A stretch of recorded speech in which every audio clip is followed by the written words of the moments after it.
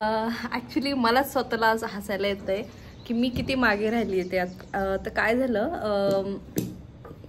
मी आता बेबीला खाऊ घालते त्याच्यामुळे त्याचं थोडंसं मध्ये मध्ये असू शकतं. सो प्रॉब्लेम असा झाला की जे बेबीसाठी आम्ही वेगळा मिक्सर यूज करतो फूडसाठी वगैरे. आम्ही बेबीसाठी ना नवीन मिक्सर यूज करतो. तर प्रॉब्लेम असा झाला की खूप दिवस झाले, म्हणजे आमचं जे जुनं मिक्सर आहे ते फक्त आम्ही ते तिखट भाज्या वगैरे मसाले वगैरे काकू काढतात, त्याच्यामुळे ते जे भांडं आहे ते आम्ही बेबीच्या फूडसाठी वापरत नाही. म्हणून त्याच्यासाठी नवीन फिलिप्सचं मिक्सर आणलं होतं आणि ते बऱ्याच दिवसापासून वापरतं, जेव्हापासून हा वरचं खायला लागला. इव्हन त्याच्या आधी मी जे स्मूदीज वगैरे माझ्यासाठी जे प्रेग्नन्सीमध्ये वगैरे जे बनवायची ते. तर तर खरंच ही तुम्ही म्हटली काही पण सांगते, पण खरंच मला हसण्यासारखी गोष्ट झाली माझ्यासोबत आज.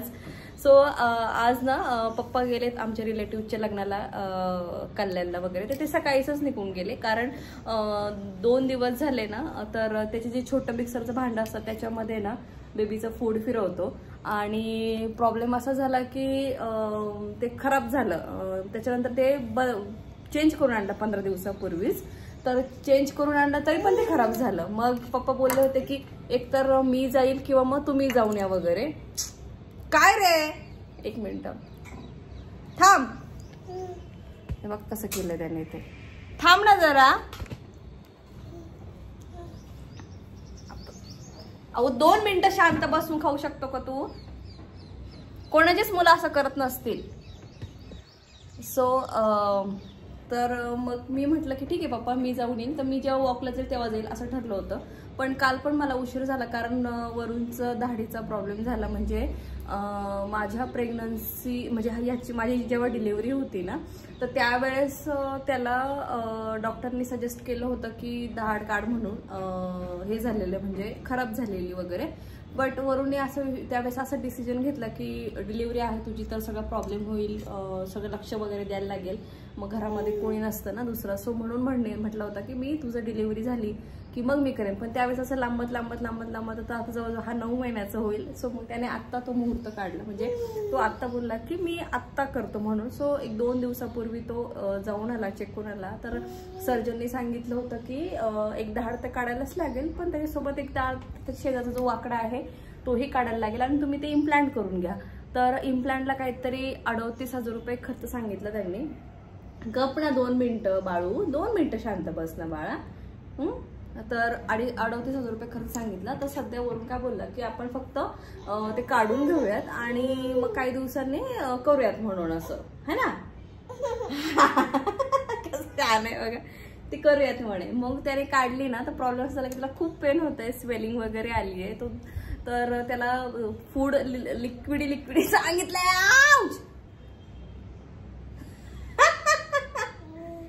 तर लिक्विड फूड सांगितलं. सो सध्या तो दाल खिचडीवरती त्याचं जीवन चालू आहे.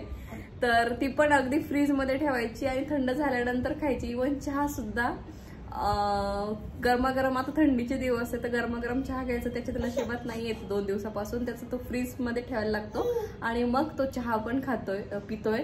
आणि इव्हन त्यांनी आईस्क्रीम वगैरे असं खायला सांगितलं. फक्त जे थंड पदार्थ आहेत ते. पाणी पण त्याने पहिल्या दिवस ना फ्रीजरच म्हणजे वॉटर बॉटल आणून प्रॉपर फ्रीजमध्ये ठेवूनच ते पाणी पिला. मोठ्या जंगलामध्ये डॉगी असतो. जंगलामध्ये कोण कोण असतं? वाघ, सिंह, हत्ती, घोडा असतो जंगलामध्ये. अस्वल असतो, कोल्हा असतो. तर 1 मिनिट मी आलेच. तो 2 दिवस झाले त्याने त्याचं असंच खायचं वगैरे चालू. काय झालं हे बघ, तुझी बॉटल कुठे आहे?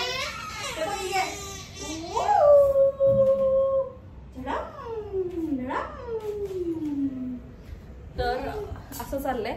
आणि मग ते मिक्सरच राहून गेलं, याचं मध्येच झालं. मग यालाही 2 दिवस तो काय एवढा का त्याला बरं नव्हतं. मी छोट्या एक मिनी ब्लॉगमध्ये पण सांगितलेलं की त्याला काही बरं वाटत नाहीये वगैरे.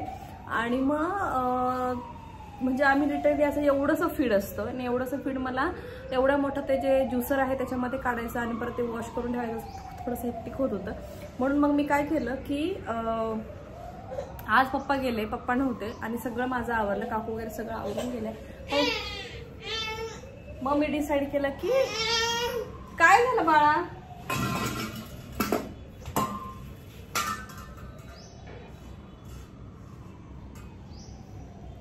की काय झालं डॉगी, हाय डॉगी, डॉगी डॉगी. तर ते काम करायचं आज, म्हणून मग मी काय केलं की खूप दिवस झाले, म्हणजे मी डिलिव्हरी जेव्हा माझी प्रेग्नन्सी राहिली तर प्रेग्नन्सी पासूनच मी बाईक आणि कार चालवणं बंद केलं.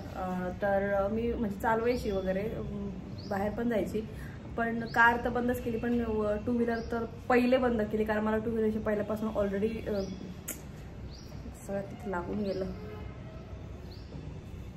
टू व्हीलरची मला भीती होती. सर मग एवढ्या दिवसानंतर ना, जवळजवळ परत 9 महिने झाले अवयांशला, जे होतील आता.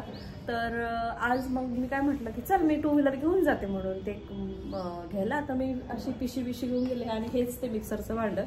तर हे मी रिपेअरिंगला घेऊन गेलेला प्रॉब्लेम असा होता की हे असं मागचंच खालचं फिरत होतं, पण हे आतलं फिरत नव्हतं, म्हणून मग ते बारीक होत नव्हतं गोष्टी म्हणून. सो मग मी गेली तर तुम्हाला बिलीव्ह नाही होणार, तुम्ही म्हणजे काय पण बोलते, बाईक चालवणं काय एवढं सोपं आहे, अवघड आहे का. तर असं झालं. 1 मिनिट आवो, माझा स्टँड हलवतोय. तर ते घेऊन गेली आणि लिटरली अर्ध्या रस्त्यात गेली मागून आता, आणि जवळजवळ आता 2-2:30चा टायमिंग झाला. तर सगळ्या स्कूल वगैरे सुटतात. तर माझी इथे एक स्कूल आहे, जवळच आहे, इंग्लिश मिडियम, मोठी स्कूल आहे. तर सगळ्या स्कूल सुटल्या, सगळ्या त्या बसेस आणि एवढ्या गाड्या. मी अर्ध्या रस्त्यात लिटरली गाडी पार्क केली, ती टू व्हीलर, पिशवी घेतली, चालत चालत परत अर्ध्या रस्त्यात ते शॉपमध्ये गेले. माझं हे रिपेअर केलं, हे रिपेअर करून वरूनला फोन केला, तिथं पार्क केली, तिला फोटो काढला, वरूनला व्हॉट्सअप केला आणि रिटर्न आली. आणि मग आत्ता वरून गेला ती गाडी आणायला. आणि तिथं आल्यानंतर मला वरूनचा फोन येतो की तू मागचं चाक नाही बघितलं का, की ते हे झालेलं आहे, पंक्चर पण झालेलं आहे. तर माझं तेही लक्षात नाही आलं एवढ्या गडबडी, कारण मी जेव्हा एका सिग्नलला थांबली तर मागे मोठी ती स्कूल बस, आणि बापरे, एकतर सिग्नलला थांबली म्हणून गाडी बंद करून ठेवली, आणि सिग्नल चालू झाला आणि गाडी स्टार्ट, म्हणजे मला एकदम पॅनिक झालं, कारण लोक हॉर्न वाजवतात आणि मी सगळ्यात फ्रंटला उभी होती. लिटरली मी शेजारच्या माणसाला सांगितलं की मी नवीन आहे, तुम्ही प्लीज साईडने गाडी घेऊन जा. पण माझ्या मागे एवढी मोठी बस बघून मी थोडीशी पॅनिक झाली. आणि 1 मिनिट बच्चू झालं, 2च मिनिटं पॅनिक झाली. म्हटलं मला काही जमत नाही. मग पार्क केली, हे काम केलं, घरी आली वॉक करत करत. वरूनला म्हटलं प्लीज तू जा, त्याच्याकडे चावी दिला, तो गेला गाडी आणायला. आणि मग त्याचा मला फोन आला की पंक्चर पण झाली आहे गाडी, तर ते करून येतो. तर असा सगळा प्रॉब्लेम झाला आज माझ्या. बापरे, म्हणून एक मला असं एक अनुभव आलाय की जेव्हा तुम्ही थोड्याशा फिट व्हाल लगेच आफ्टर डिलिव्हरी, किंवा जर प्रॅक्टिस नसेल तर पहिलं तुमच्या कामाला लागा, म्हणजे बाईक चालवत असेल, कार चालवत असेल, कारण प्रॅक्टिस इज मस्ट असं मला आज कळलंय. तर मला आत्तावरून तेच बोलून गेला की तू आता एक काम कर, पहिलं हळूहळू थोडं इथे जवळपास भाज्या बिज्या घ्यायला जाते, किंवा काही सामान आणायला जाते, किंवा असं चक्कर मारायला जात जा, रोज थोडी टू व्हीलर बाहेर काढत जा. मग मला आज कळलं की किती ते मी आज करायला पाहिजे. आणि मग मी असं ठरवलं की आजपासून मी थोडासा वेळ 5-10 मिनिटं तरी टू व्हीलर घेऊन जाऊन असं येईल, आणि मगच बाकीचे कामं करेल. सो चला, वरून आल्यानंतरच कळलंच आपल्याला.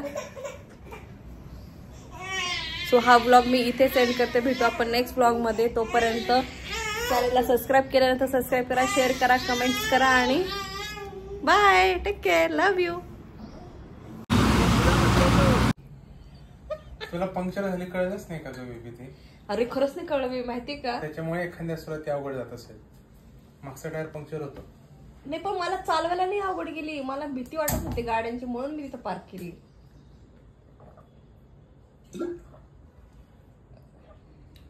आता रोज घेऊन जायची थोडा वेळ गाडी बाहेर, है ना. रोज नाही, तसं नाही करायचं.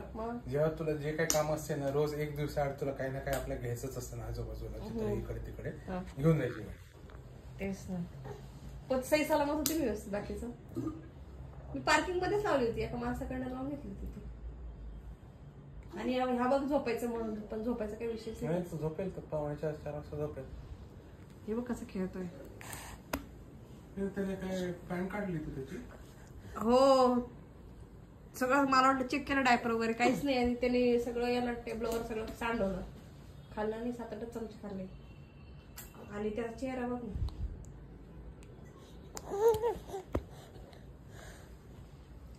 जाऊ ठीक आहे, तर काय करणार. ते टेबलवर फक्त एवढं सांडलं, तेवढं क्लीन करतो की नाही ते बघ मी करते.